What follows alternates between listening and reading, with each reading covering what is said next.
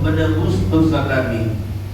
Tuhan kami yang tidak berarti, Tuhan kami yang sudah menjadi sampah di neraka, tetapi oleh pengorbanan Yesus Kristus Kau telah turun ke dunia, datang untuk menebus dosa kami.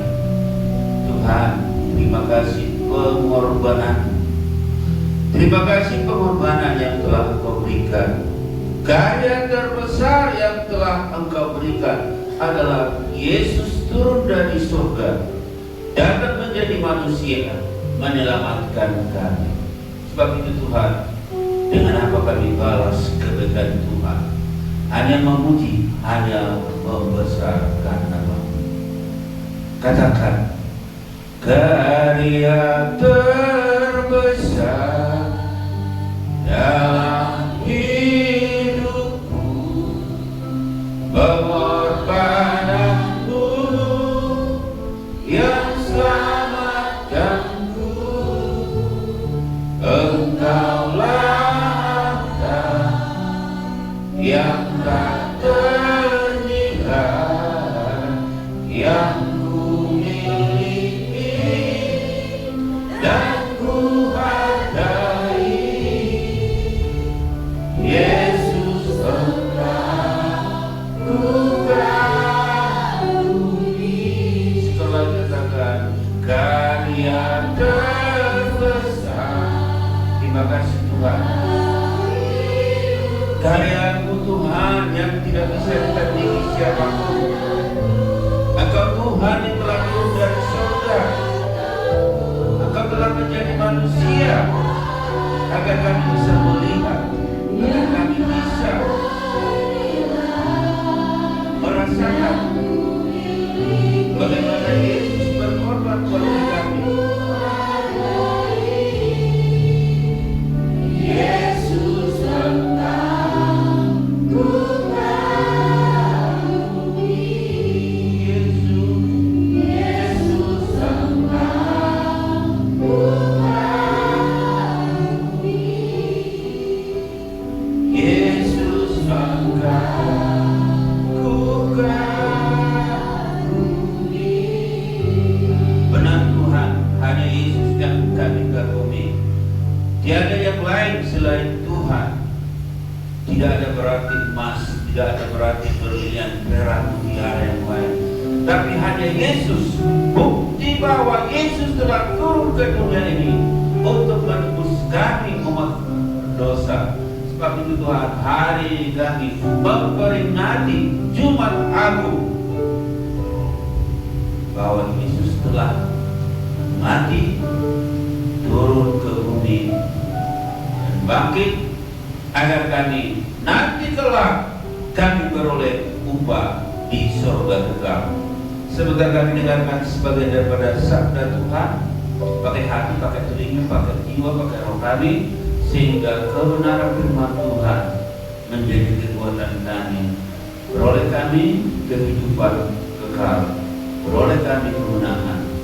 Segala roh yang ingin menggagalkan pemberitaan firman Tuhan, kami tolak dalam nama Yesus. Hanya firman Tuhan yang berkuasa di telinga, di pikiran, di hati, jiwa roh kami. Dalam nama Yesus kami siap mendengarkan firman Tuhan. Yang siap katakan amin. Silakan dulu. Salam. Salam. Hari ini kita memperingati yaitu Jumat Agung. Ya, kata orang Good Friday. Ya, Jumat Agung. Ya, kenapa Jumat Agung? Jadi bukan Paskah ya, Jumat Agung. Yesus telah mati menebus dosa-dosa kita yang banyak. Ya, oleh sebab itu mari kita buka firman Tuhan. Kita Matius 27 ayat 45 sampai 56. Kita baca secara bergantian. Di situ tulis berikutnya Yesus mati. Ya, ayat 45 saya diganjil saudara lihat genap. Mulai dari jam 12 ke 8 meliputi seluruh daerah itu sampai jam 3, 4, 6.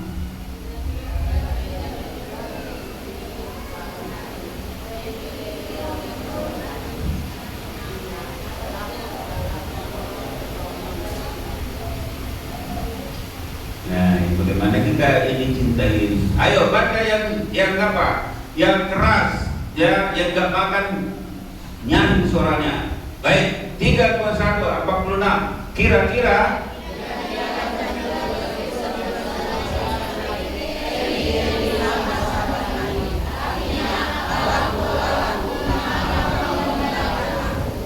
Yesus aja suaranya nyaring. Eli, Eli, lama sabachthani.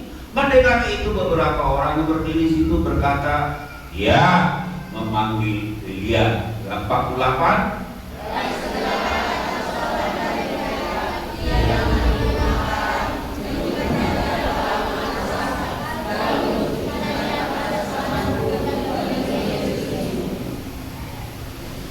Tetapi orang-orang yang lain berkata, jangan. Baiklah kita lihat apakah Elia datang untuk menyelamatkan dia. 50.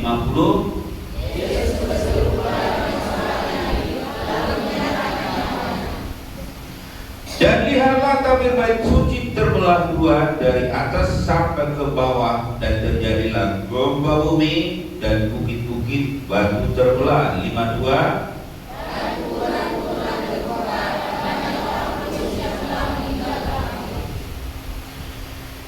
Dan sesudah kebangkitan Yesus, mereka pun keluar dari kubur, lalu masuk ke kota kudus dan menampakkan diri kepada banyak orang. 54.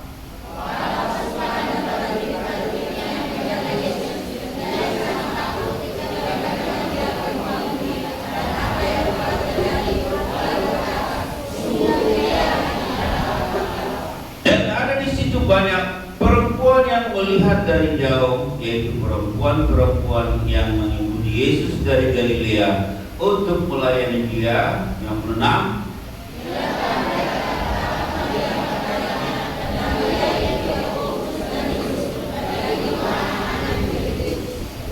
Ya, saudara kasih,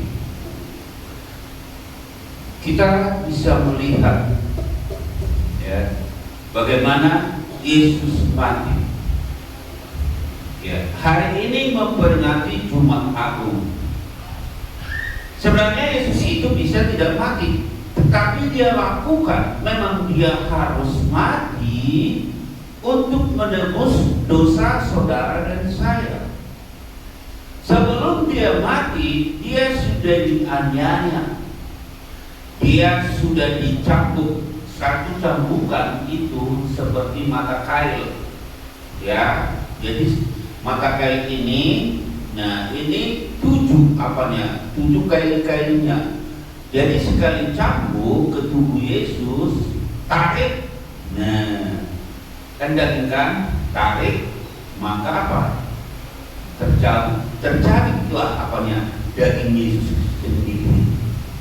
Saudara bisa bayangkan berapa kali dicambuk, ya, berulang-ulang, dipukuli, dianiaya, disesak, ya, difitnah, dan apalagi, nah, ke kepalanya itu dimasukkan mahkota duri. Mahkota duri ini adalah duri yang paling beracun. Saudara bisa rasakan, ya, satu duri aja masuk ke apa? Ke tubuh kita sakit. Ya ini ya, pernah kena duri katanya sampai 26, ya betul nggak aneh? Ya, saudara bisa bayangkan masuk ke mahkota duri kepalanya. Ya, semuanya ini sebenarnya Yesus bisa apa? Bisa singkirkan, bisa dilawan. Sepatah kata dia berkata, itu semua langsung sirna.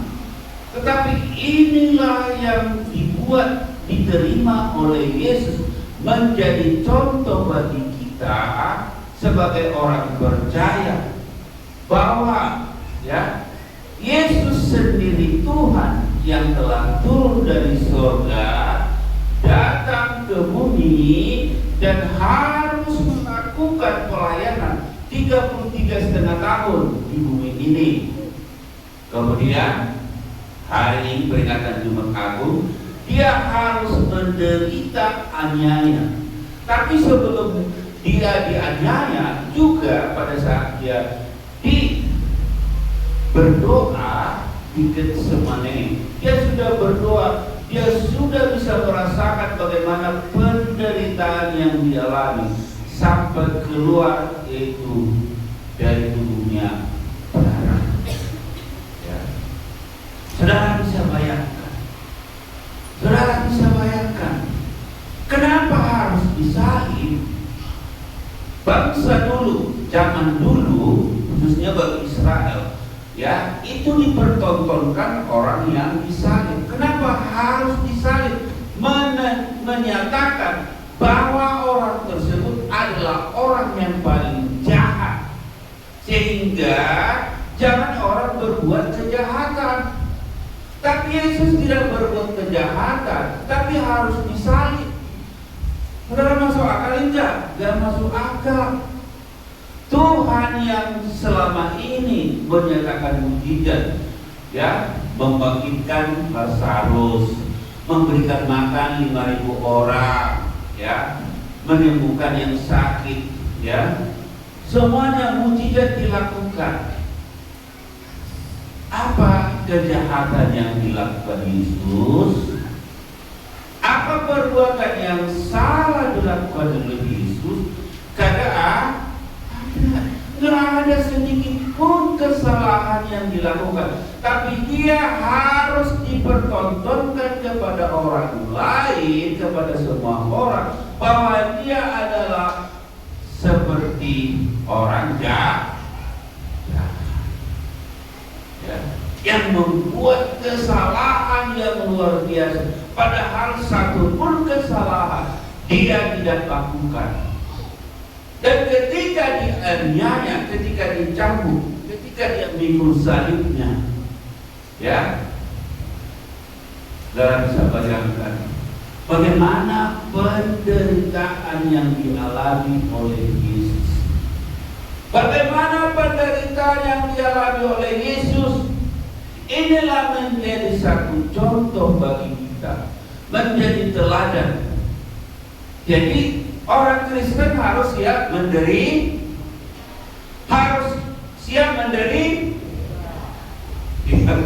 menderita. Sekali jomowi langsung apa? Langsung balas kejahatan dengan kejahatan. Padahal teman-teman bilang balaslah kejahatan dengan kebaikan. Kalau kau lempar pakai batu, lempar dengan pisang. Siapa yang mau?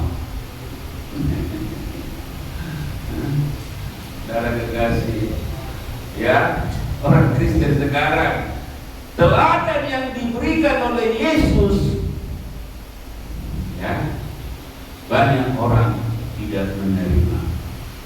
Makanya sekarang kita lihat, zaman-zaman dulu banyak martir-martir.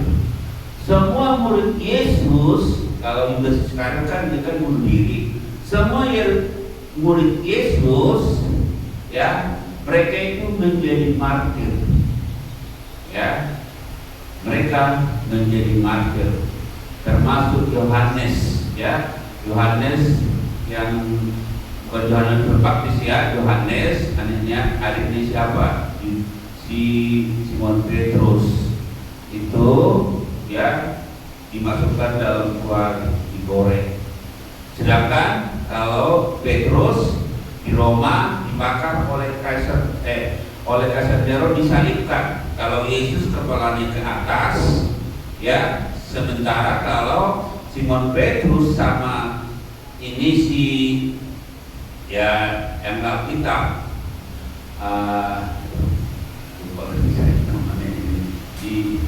siapa? Ya, Paulus, ya, Paulus. Kedua ini disalibkan di Roma, kepalanya terbalik ke bawah. Jadi bagaimana mereka dulu melihat sendiri penderitaan yang dialami Yesus.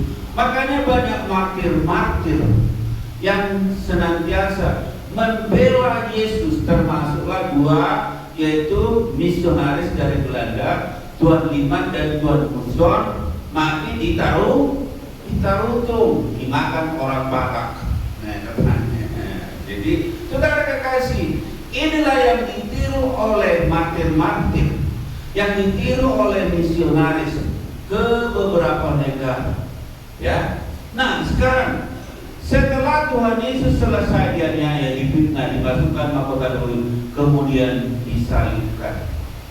Saudara kasih bayangkan, nih tangannya ini dipakukan, ya, kemasukan apa aja, masukkan duri sudah sakit, ini dipakukan di tengah kiri kanan, dan kakinya dipakukan. Hanya sebuah kayu dibuat di sini, pengganjal, biar jangan apa, lepas dari aku. Saudara bisa bayangkan, ya, inilah yang terjadi di ayat yang tadi yang saudara baca. Eli, Eli, lama sabachthani. Ya, sebenarnya dia bukan memanggil si Elia, tapi menyatakan Tuhan, Tuhan. Itu berkata, kita tahu bahwa Tuhan kita itu adalah Allah Tritunggal. Ya, Tuhan kita tiga tapi satu dalam bentuk pekerjaan. Ya, Allah Bapa, Allah Yesus, Allah Roh Kudus. Jadi Allah Yesus, Eli, Eli, lama sabachthani. Bapa, mengapa engkau tinggalkan aku? Artinya dia sudah mau mati, ya, seolah-olah bapaknya sudah meninggalkan dia. Nggak ada lagi roh sebentar lagi dalam dirinya, karena Allah itu adalah roh. Maka dia panggil Eli, Eli, lama sabachthani. Ya, Bapa, kenapa engkau tinggalkan aku? Ya. Tapi persepsi daripada orang-orang yang lain itu adalah bahwa Yesus memanggil siapa? Elia. Saudara kekasih, saudara bisa bayangkan saja. Kalau saya kita rasakan, kalau mau rasakan, cobalah di rumah dulu, rasakan dulu ya. Tusuk dulu ujung-ujung. Mau cari itu dengan apa? Dengan duri, bagaimana sakitnya? Ya. Jadi lebih daripada situlah penderitaan yang dialami oleh Yesus agar saudara dan saya selamat.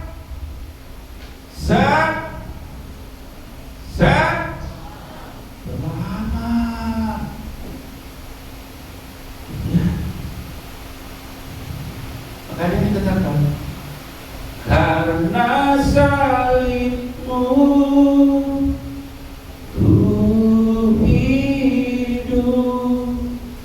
karena salibmu ku menang, engkau yang berkuasa sanggup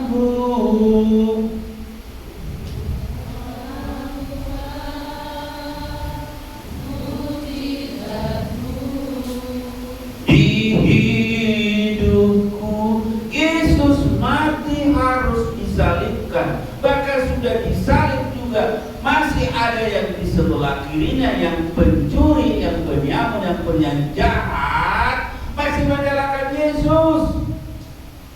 Saudara bisa bayangkan, ya, udah dia disalibkan masih disalahkan, masih ada orang menyalahkan dia. Kalau engkau benar-benar Tuhan, selamatkanlah katanya dirimu dan kami. Coba, ya. Dia terima sebenarnya semuanya ini tujuannya agar kita percaya bahwa dia menebus dosa saudara dan saya, bukan hanya kata-kata seperti presiden kita, hanya omong-omong, kan? Dia berkarya, dia harus disalibkan. Pertanyaan, maukah kita berkorban untuk istri kita? Halo? Maukah kita berkorban untuk anak kita? Halo?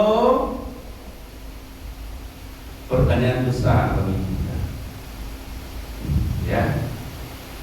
Tapi Yesus harus mati, dia berkorban, dia menerima semuanya seperti orang yang paling jahat.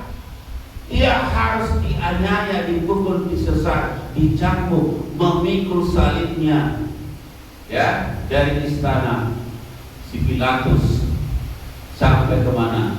Golgota.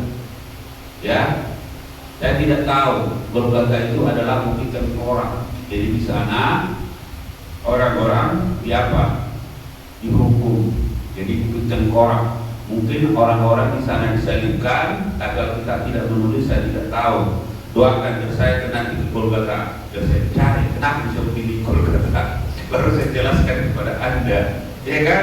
Nah, jadi kenapa disebut, saya juga belum bisa menjawab sekarang. Tapi yang jelas di sini dia memikul salibnya. Salib yang dia bawa bukan salib odong-odong pada sekarang. Itu memang salib yang memang sangat besar, mungkin sebesar tubuhnya. Ya kan, salib dipakukan tangannya dan kakinya. Ya. Kemudian apalagi disalahkan oleh penjahat di sebelah kiri. Kalau kau benar-benar kau Tuhan, selamatkanlah dirimu dan kami, katanya. Bahkan di sebelah kanan, lo tidak tahu ini adalah orang benar.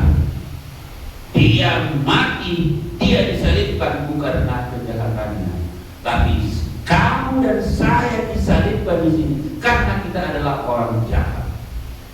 Saudara kekasih, sampai di sana apa lagi?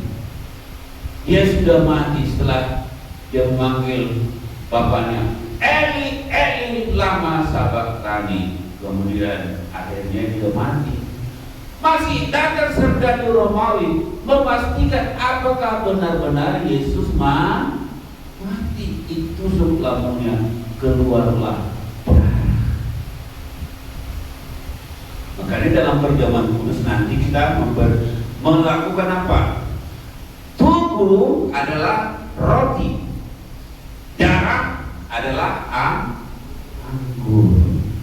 Jadi kita melakukan perjamuan asa yang kudus dengan memakan tubuh Yesus dan meminum darah Yesus. Kenapa? Kalau kita minum darah Yesus, anggur yang sudah diubahkan menjadi darah Yesus, kita disucikan dari dikuduskan. Nah, itulah karya salib tadi. Ya. Nah,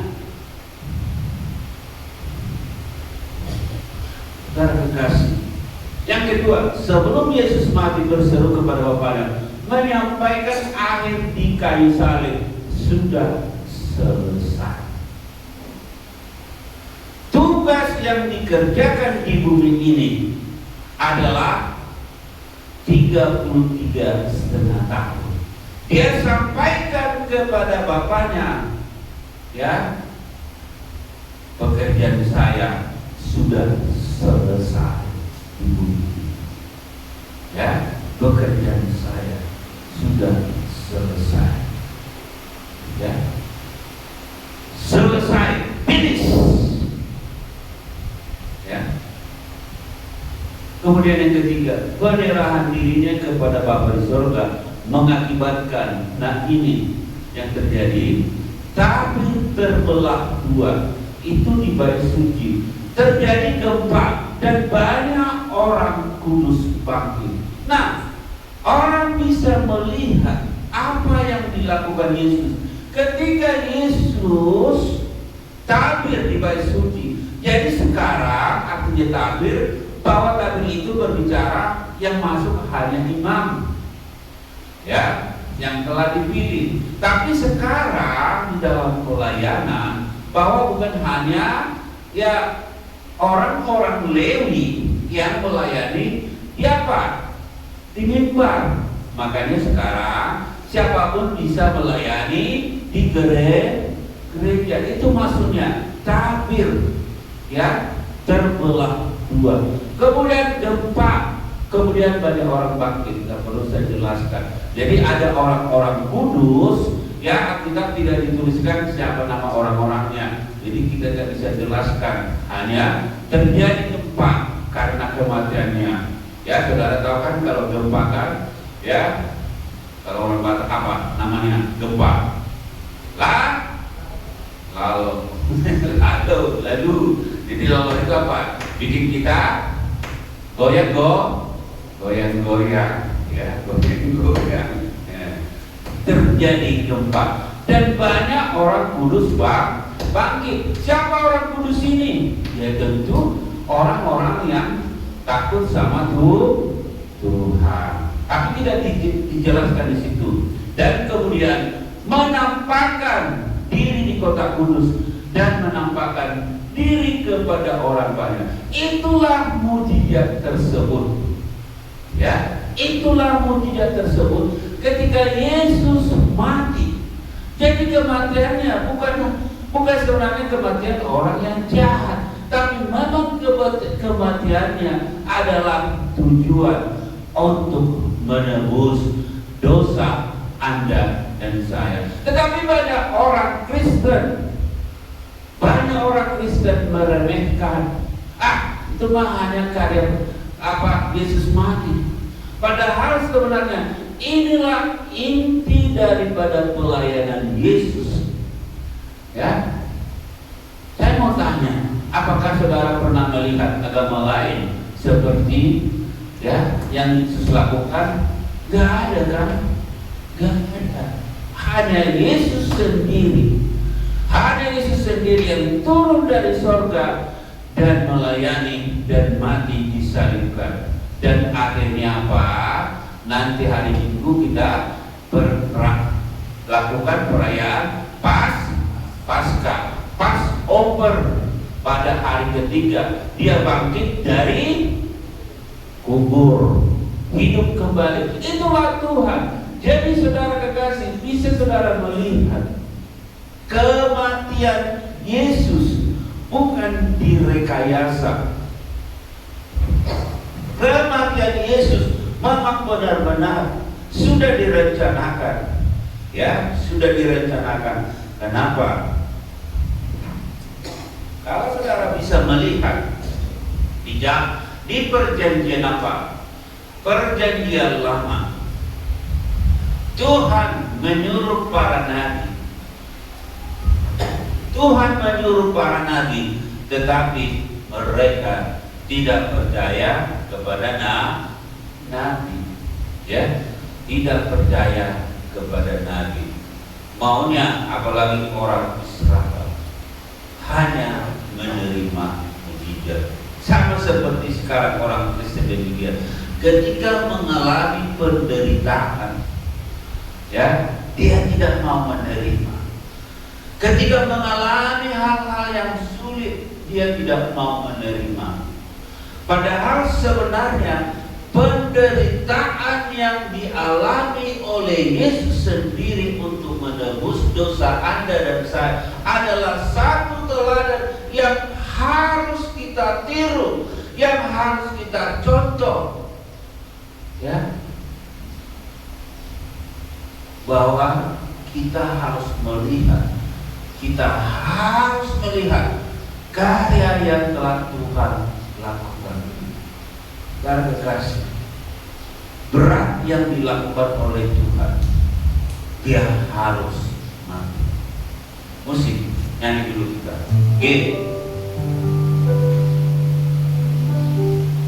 Lagunya apa? Ya Yesus telah mati bagiku. Ya Tuhan selamatkan hidupku. Baginya sembah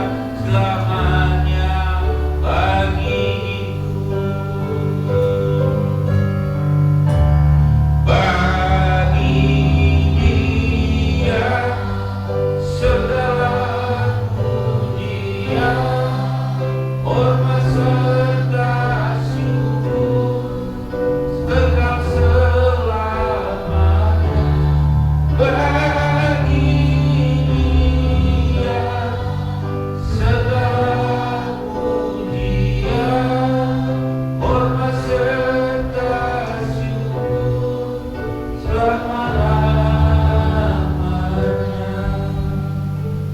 Next slide, saudara kekasih, kematiannya bukan omong-omong, kematiannya bukan cerita-cerita, tapi kematian Yesus ditulis dalam Alkitab.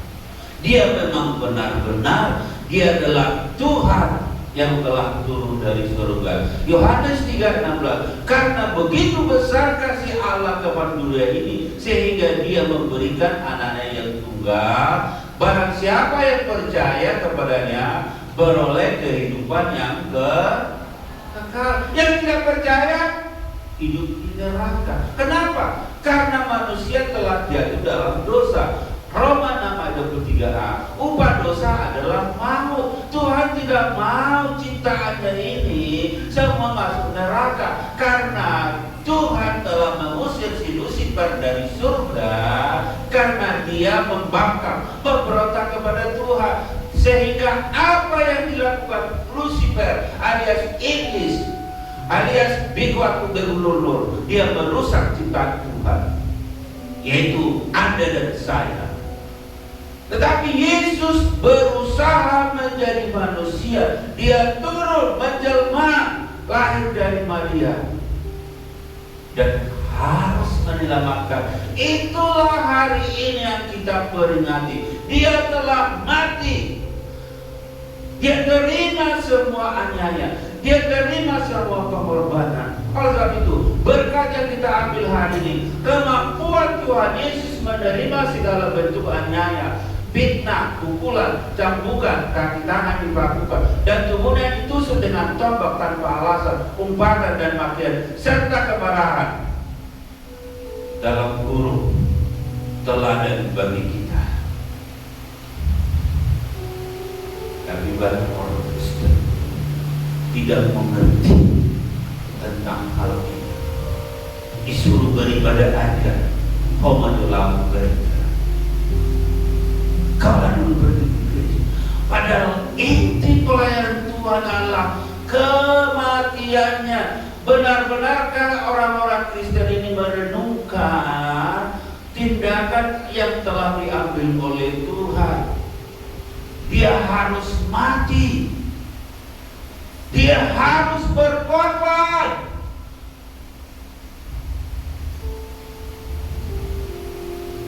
Saudara kita berkata, dia kalau mau selamat berjalan di atas sirokol mustaqim. Sedangkan saudara kita di sana berkata, ya, kalau mau masuk nirwana atau surga harus berbuat baik.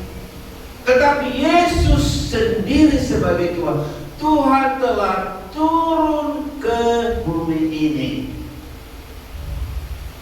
Roma 9:10 berkata, mengaku dengan mulut Yesus sebagai Tuhan dan Juru Selamat beroleh keselamatan.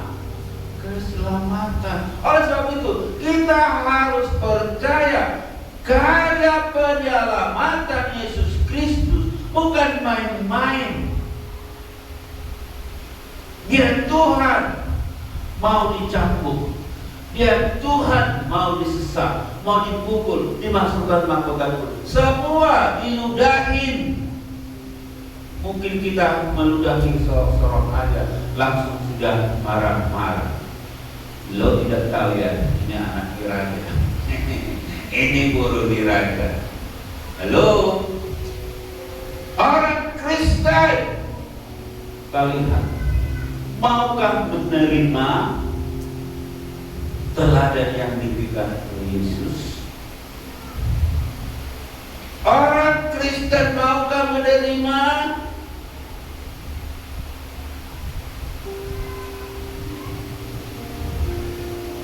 Dan kasih, kita harus belajar. Kita harus belajar gaya keselamatan yang diberikan bukan main-main. Gaya keselamatan yang Tuhan berikan menjadi hal yang harus kita pelajari. Hari ini kita tahu bahwa Tuhan telah mati telah mati menebus dosa kita semua yang percaya kepadanya. Harus percaya ya. Kalau nggak percaya, nggak selamat. Ya, itu pun ketika sudah selamat, Filipi 2 berkata harus mengerjakan keselamatan. Nggak ada istilah orang Kristen sekali selamat selamanya selamat. Enak aja berbuat kejahatan selamat. Yang penting ngaku Yesus Tuhan. Gak, kerjakan keselamatan. Hari ini saudara kekasih, teladan yang telah diberikan Yesus harus menjadi contoh bagi kita. Sehingga bila kita mungkin mengalami hal-hal demikian, bahkan demi Yesus kita harus rela mati. Ya, itulah namanya bayar harga. Maukah saudara bayar harga? Maukah saudara bayar harga kepada Tuhan? Yesus sudah bayar harga di kayu salib. Karena salibmu ku hidup, karena salibmu ku menang. Engkau yang berkuasa, sanggup melakukan mujizat-Mu di hidupku. Jadi bila ada masalah persoalan, ada sakit penyakit, ada masalah kita alami, jangan hanya kita menyalahkan orang lain. Gara-gara lu, gara-gara lo, aku begini. Tuhan izinkan penderitaan, Tuhan izinkan masalah, Tuhan izinkan persoalan, Tuhan izinkan sakit penyakit untuk membentuk kita menjadi apa? Kristen dewasa. Karena Yesus sendiri telah memberikan teladan bagi kita.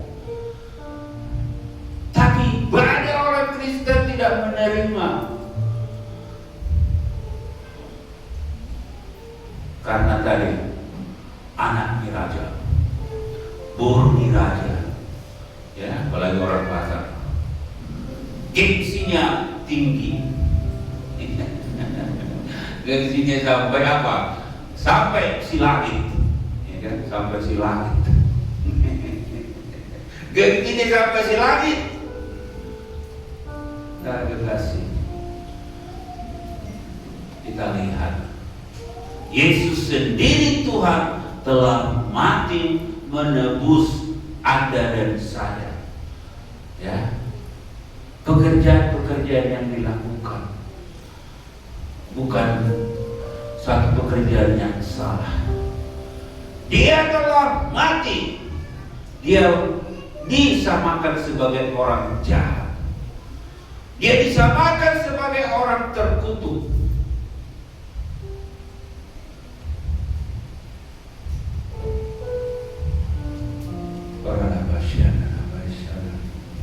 Lena, baca Petrus 2, 1 Petrus 2 ayat 24.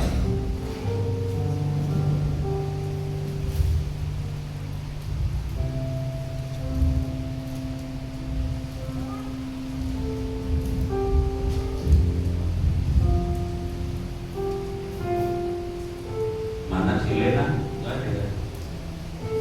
Kalau begitu saya baca 1 Petrus 2 ayat 24 dikatakan, Ia sendiri telah memikul dosa kita di dalam tubuhnya di kayu salib, supaya kita telah mati terhadap dosa, hidup untuk kebenaran. Oleh belur-belurnya kami telah sembuh. Baca semua. 3, 2, 1. 1 Petrus 2 ayat 24. 3, 2, 1.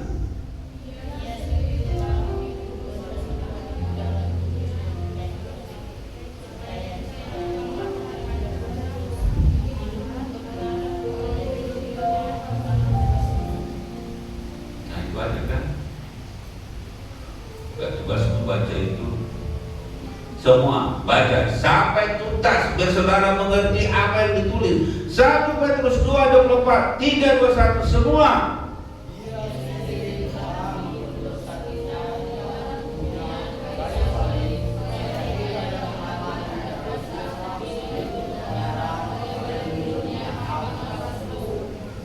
Saudara kasih, ini ayat sangat penting. Ya. Dia telah mati di kayu salib. Hari ini kita memperingati Jumat Agung. Kematian dia memang benar-benar dia Tuhan. Dia telah mati. Dan kematiannya juga menjadi kematian kita, supaya kita dibenarkan oleh bilur-bilurnya kamu sembuh. Nah itu tadi lagunya saya nyanyikan. Karena salibmu ku hidup. Saudara kekasih, benarkah saudara di rumah berdoa? Apakah saudara di rumah merenungkan pengorbanan Tuhan? Tapi banyak orang Kristen merayakan Jumat Agung aja kurang. Lihat banyak kursi kosong. Kemana mereka?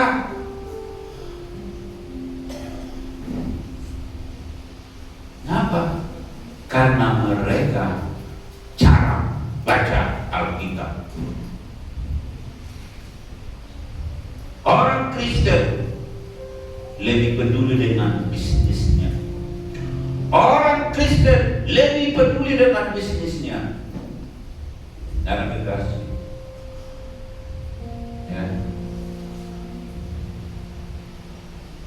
Makanya saya tidak tahu apakah nanti banyak orang Kristen masuk neraka. Apakah banyak orang Kristen masuk neraka? Karena kebanyakan orang Kristen hanya menginginkan mujizat. Ya, catat. Orang Kristen banyak hanya menginginkan mujizat. Ya. Ketika dia baca firman Tuhan, ketika dia mengenal Kristus tersebut, ketika dia benar-benar dia hidup iman pada Yesus, dia akan sungguh-sungguh mengenal Tuhan.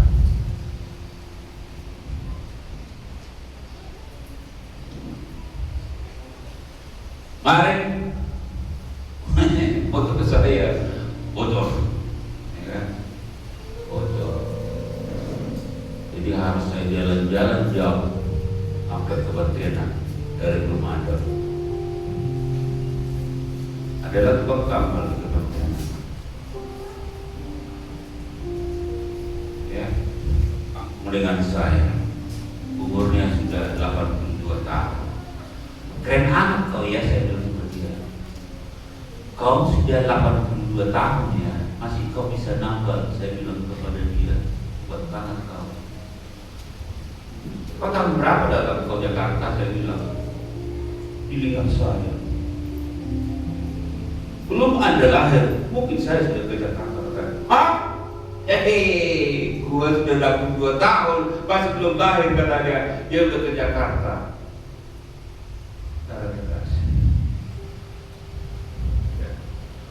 Tahun 64 ya.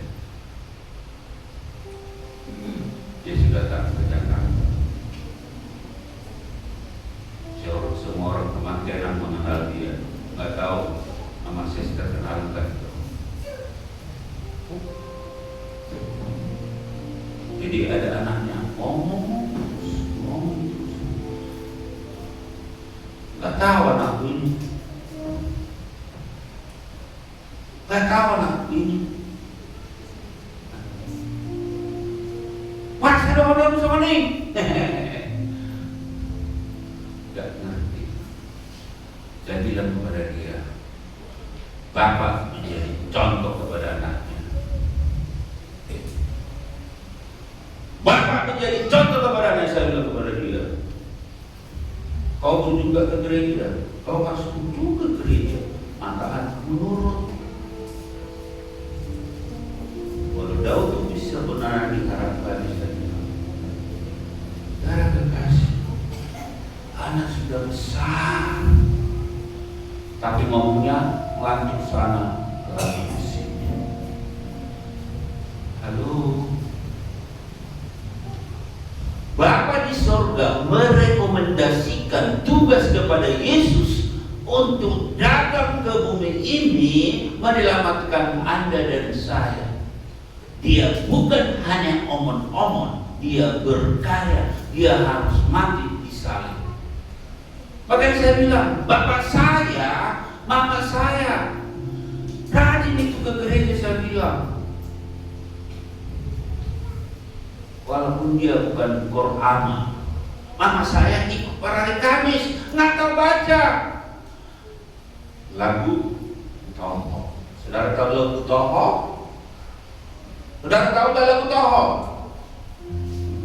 Tahu lagu Toho kan?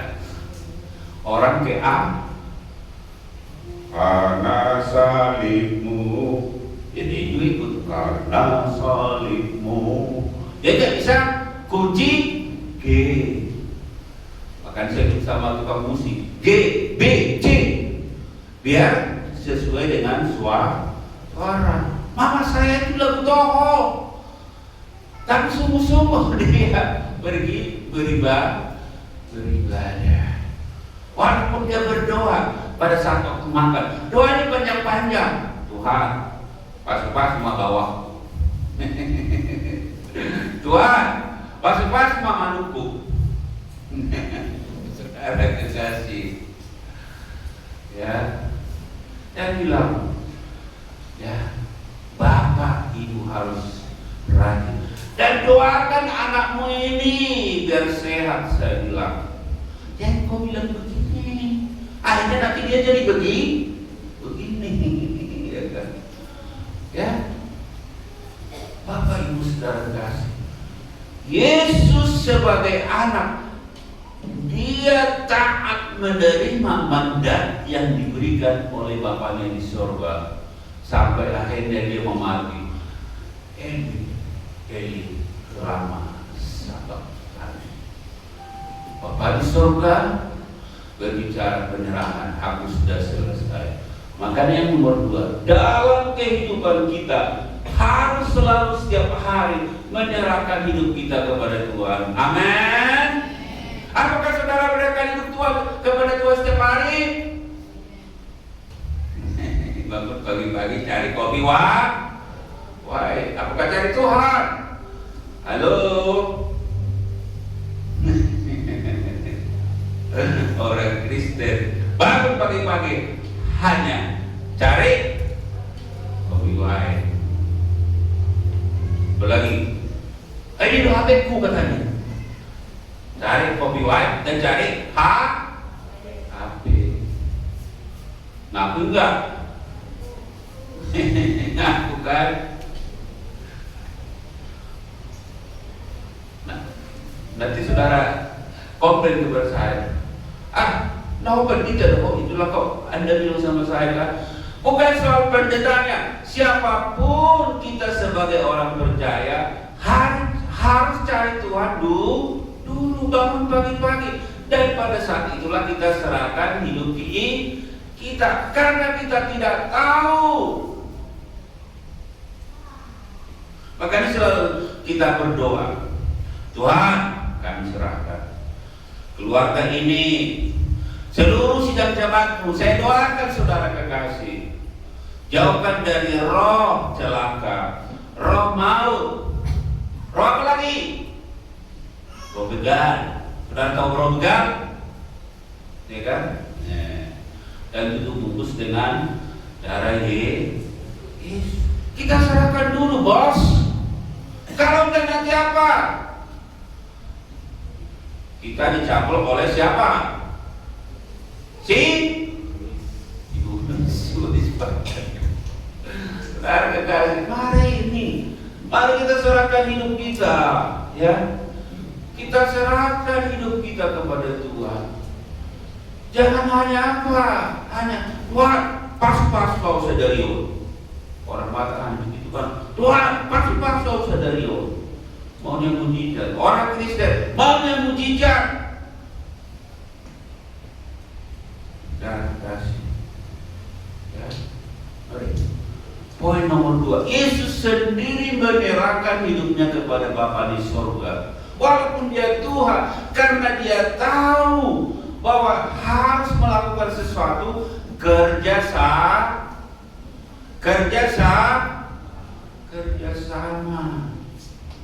Dia serahkan. Oleh sebab itu, saudara kekasih, mari kita serahkan hidup kita kepada Tuhan. Terlebih dahulu kita datang dulu berdoa kepada Tuhan. Musik, ku cari wajah-Mu, temukan kasih-Mu. Kau bukan Tuhan yang jauh dariku. Ku panggil nama-Mu, ku dengar jawab-Mu. Kau Tuhan yang selalu dengar seruan hatiku.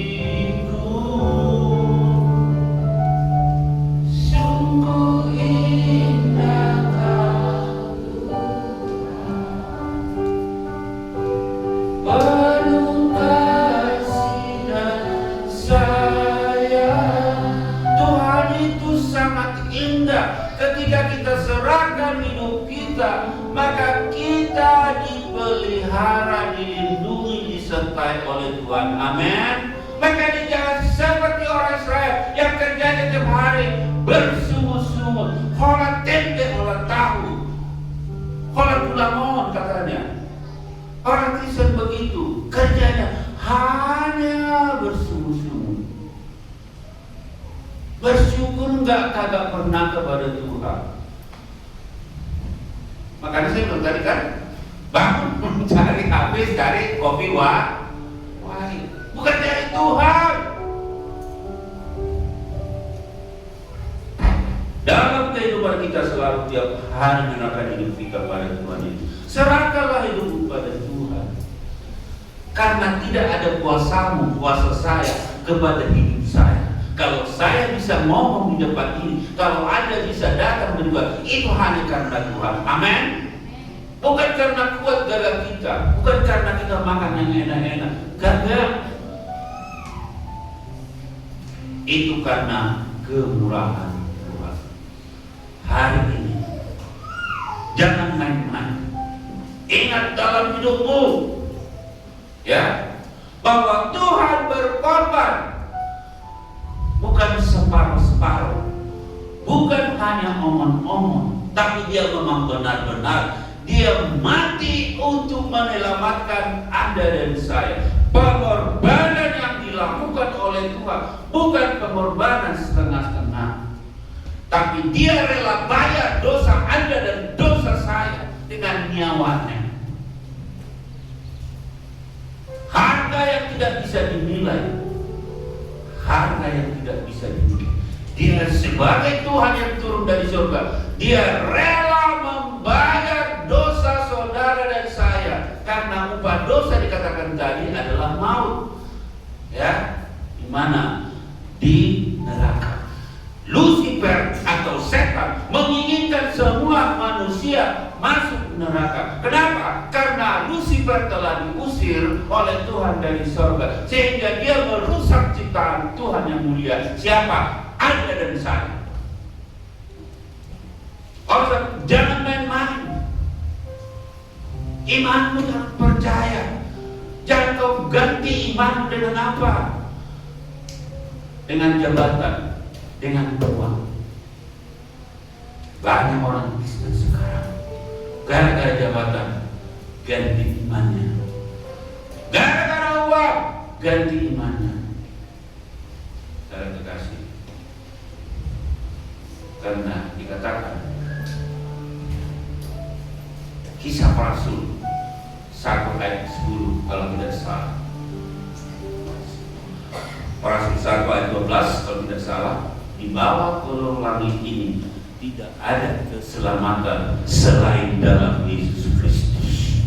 Catat ya, tidak ada keselamatan selain dalam Yesus Kristus.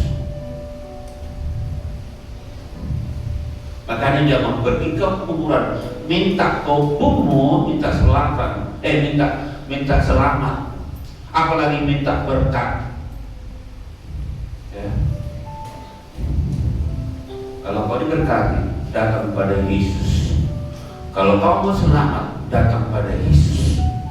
Kalau hidupmu penuh dengan kemuliaan Tuhan, datang kau kepada Tuhan. Terus jangan kau pernah melupakan kebaikan Tuhan. Jangan pernah tukar keselamatanmu dengan jabatan. Jangan pernah tukar keselamatanmu dengan uang. Karena Yesus telah mati. Catat dalam hati dalam. Jangan pernah kau tukar keselamatanmu dengan uang, dengan jabatan, dengan apapun. Tapi Yesus telah bayar harga. Dia adalah mati. Untuk apa? Untuk menebus saudara dan saya. Banyak orang boleh saya tantang, Anda harus percaya pada Yesus agar Anda selamat. Ya, kenapa? Kehidupan itu ada dua, satu di bumi, satu nanti di surga. Kalau kita tidak hidup di surga, maka kita akan binasa di mana? Di neraka. Catat ya, gak main-main. Ini dalam ini ya, dalam kehidupan ada dua, satu di bumi, satu di surga. Tapi kalau kita tidak hidup di surga, maka kita binasa di neraka. Karena kita akan dibakar, jiwa kita ini akan dibakar karena kejahatan kita. Ya, catat itu paling dalam. Oleh sebab itu, jangan main-main dengan pengorbanan Yesus yang telah Dia mati untuk menebus dosa saudara dan saya. Hari ini kita benar-benar sungguh-sungguh harus mau untuk merenungkan, melakukan, mengerjakan bahwa Dia telah mati untuk saya. Karena keselamatan itu bukan berkeluarga ya, kayak dari mas sembako, opung kasih sembako untuk berkeluarga, tapi keselamatan untuk pribadi. Anda percaya Yesus, Anda selamat.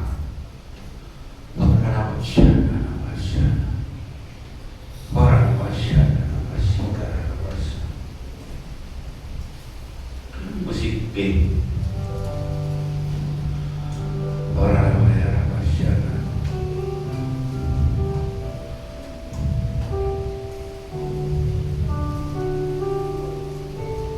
Betapa besar kasih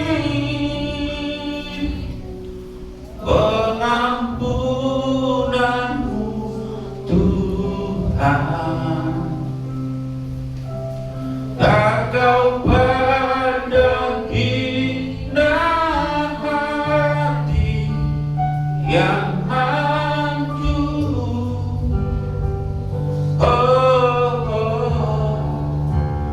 Ku berterima kasih kepadamu Tuhan, pengampunan yang Kau beri, pulihkanku.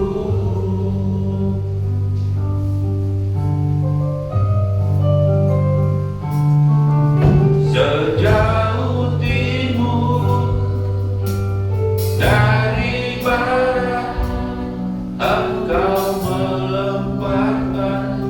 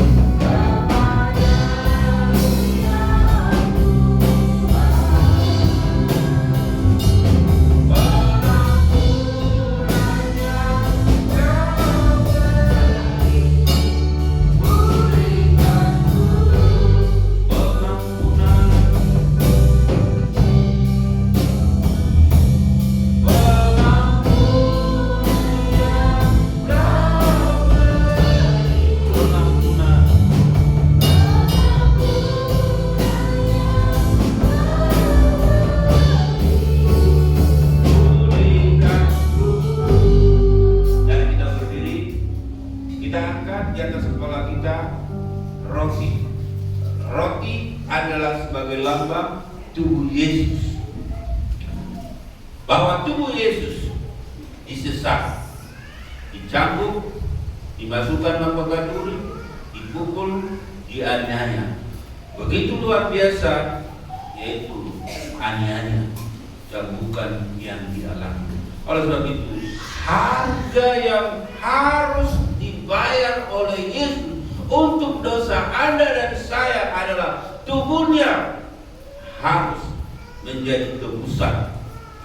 Tubuhnya menjadi tebusan. Oleh sebab itu, jangan sekali-sekali sampai kapanpun bayar imanmu dengan harga penebusan yang telah Tuhan Yesus bayar. Oleh sebab itu, mari angkat tinggi-tinggi roti di atas kepalamu. Firman Tuhan berkata demikian, sebab apa yang telah kuteruskan kepadamu telah aku terima dari Tuhan, yaitu bahwa Tuhan Yesus pada malam waktu Ia diserahkan mengambil roti, dan sesudah itu Ia mengucap syukur atasnya. Ia memecah-mecahkannya dan berkata, inilah tubuhku yang diserahkan bagi kamu, perbuatlah ini menjadi peringatan aku. Dalam nama Tuhan Yesus, mari kita makan.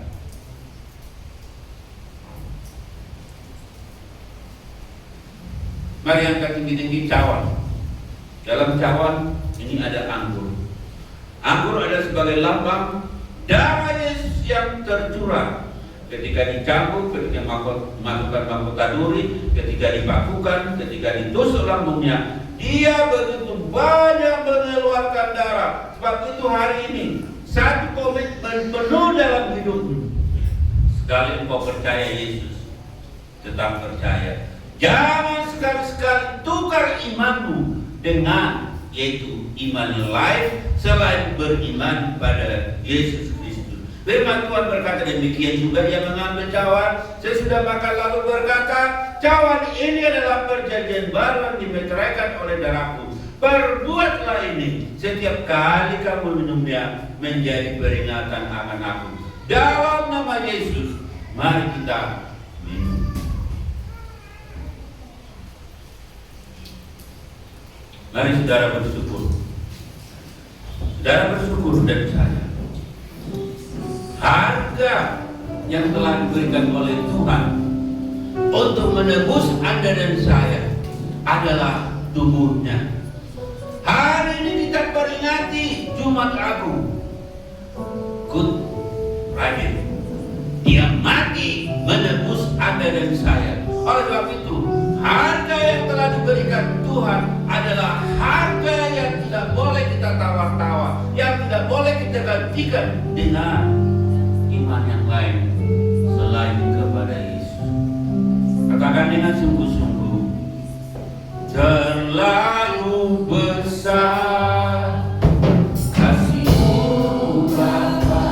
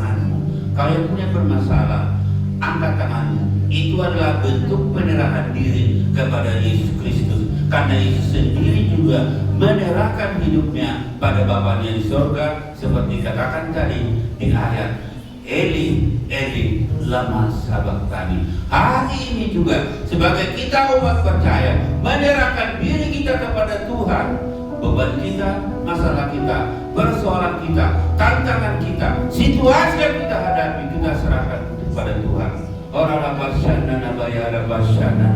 Kau melihat Tuhan setiap tangan-tangan yang terangkat.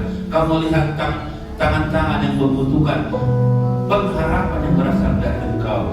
Engkau Tuhan melihat tangan-tangan bentuk adalah penyerahan diri kepada Tuhan. Karena kami secara manusia tidak sanggup Tuhan hidup di bumi ini tanpa Yesus Kristus. Oleh sebab itu Tuhan, penyertaan, perlindungan, anugerah, dan sejahtera biarlah ada dalam hidup kami. Dan ajar kami Tuhan agar hidup kami selalu bersyukur atas berkat-Mu yang telah Engkau sediakan dalam hidup kami. Terutama berkat nafas yang Engkau berikan dalam hidup kami, sehingga kami bisa datang memperingati hari besar Jumat Agung ini. Kau melihat tangan-tangan yang diterangkan, yang sakit disembuhkan, yang lemah dikuatkan, yang berat Tuhan angkat, yang bermasalah dalam nama Yesus Engkau menerima jalan keluar, yang membutuhkan anak dalam